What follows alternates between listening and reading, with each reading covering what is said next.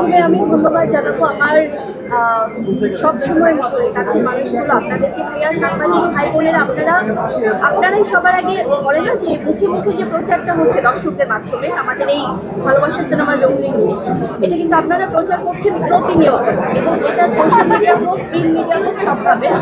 আজকে আপনাদেরকে নিয়ে আমাদের স্পেশাল স্ক্রিনিং ছিল। আজকে আমাদের সম্মানিত মিডিয়ার যারা রেসপেক্টেড মানুষজন আছে তাদেরকে নিয়ে স্পেশাল স্ক্রিনিং ছিল, এবং আমাদের অন্যান্য সিনেমার যারা কথা বলছে তারাও কিন্তু বেস্ট উইশেস জানাতে আজকে এসেছে।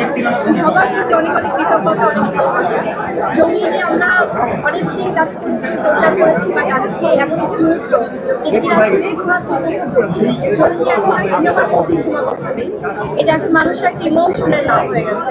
সো যার জন্য এখন সবাই সব জায়গা থেকে জঙ্গলি সিনেমাকে দেখছে। ইতিমধ্যে তো আমরা জানি যে জঙ্গলি দেশের বাইরে রিলিজ পাচ্ছে আগামী 25শে এপ্রিল।